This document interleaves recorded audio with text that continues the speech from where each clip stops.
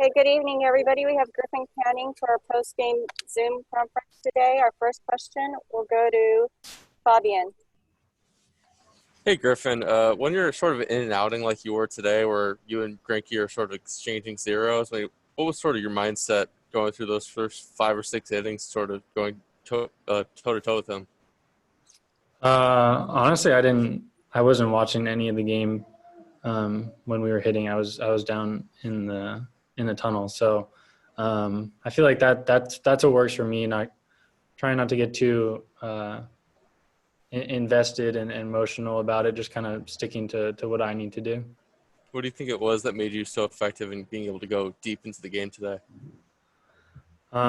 Just getting quick outs. I mean, other than that first inning when I was kind of working behind guys, I think just got a lot of early swings and some ground outs there. And then you've been throwing your curveball harder this year. I mean, is there did you change how you throw it, and what was sort of the mindset behind that? Yeah, it's a new grip. I don't throw the one that I threw last year anymore. So it's just a new pitch. Is it more like a spike grip now? Yeah. All right. Thank you. Thank you, Fabian. Next, we'll go to James Allen. Hey, Griffin, great job out there today, my man. Along the lines of what Fabian asked you, after the first inning, when it seemed like you were pretty much overmatching their batters, what out of your arsenal was working best for you? I mean, today I think I commanded the ball inside pretty well with my fastball. So I think it just kind of kept them honest, just not being able to leak out over the plate and kind of get on some stuff that was away. So I think mainly just kind of having a steady mix and just throwing the ball inside. That was my foot. Now I know you said you weren't watching the game in between innings, but I mean I know your heart was pumping around the time where the Angels got on base and was able to tie the game up. What was going through your mind? Because I know you haven't had wasn't given the win, but this had to be a good team win because of the grit of yourself and also the offense. Yeah, I mean, I was pissed off because I gave up that hit to Reddick after we went out and scored 2 runs. So, I mean, I was mainly just trying to go out there and throw up a zero, and that usually happens with getting that leadoff guy out. So, yeah. Thanks again, man. Good job. Thank you. Thank you, James. Next, we'll go to Jeff Fletcher. Hey, Griffin. Can you just from a team perspective, I mean, how big of a swing is this emotionally to go from the way you almost lost that game to ending up with a win? Yeah, I mean, a win's a win. So we'll take them any way we can get them, and hopefully carry it into tomorrow and then moving forward. All right, thanks. Thank you, Jeff. We'll do a couple more. Actually, we'll do one more. We'll go to Kyle. Hey, Griffin. Seeing Zach go out and what he does that, I don't know, does that fuel you even more? Do you like, the challenge of matching zeros in a situation like that? Yeah, I mean, I've always really enjoyed watching Greinke throw. So it was cool. It was cool to go up with him. And then I'm just happy that I was able to keep the team around and hang in there.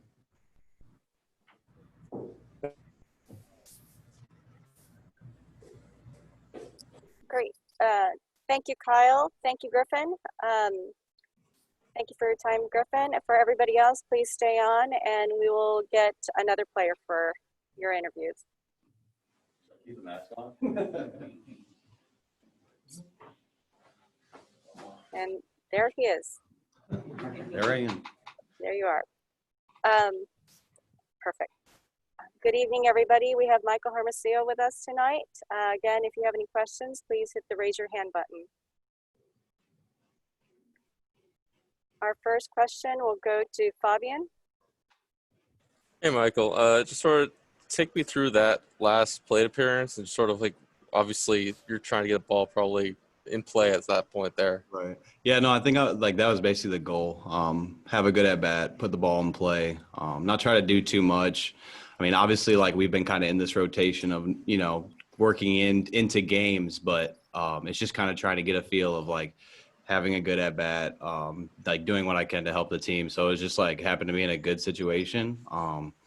To be able to help the team win and just, put the ball in play and made them, try to make a play. And obviously it was good that Theis was able to get home.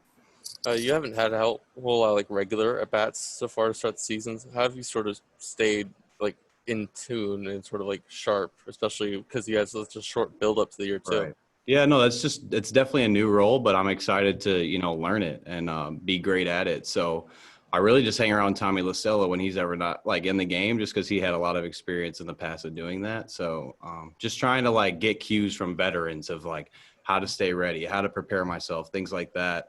So I am ready. Also like get like standing in on bullpens during the middle of the day, maybe getting a little bit of extra cage work. But yeah, I think a lot of it's just picking the brain of these veteran guys who have been in all these roles throughout their career where they can kind of give you a little bit of experience or a little firsthand knowledge, whatever.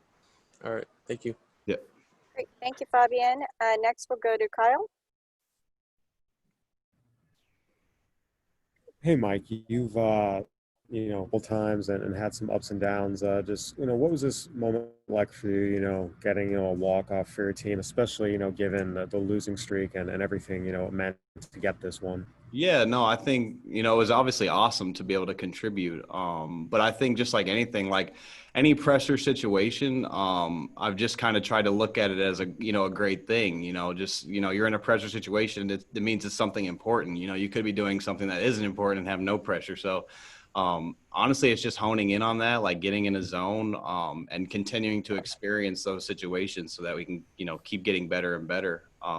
Obviously, I wouldn't have liked to swing at that first pitch, but kind of calmed down after that and was just like, okay, now you at least know what that pitch does. His fastball is going to be there. So just see it, put the ball in play, let the rest happen. It was really cool. Thank you. Thank you, Kyle. Our next question will go to James Allen. Hey, can you hear me, buddy? Yeah. Perfect.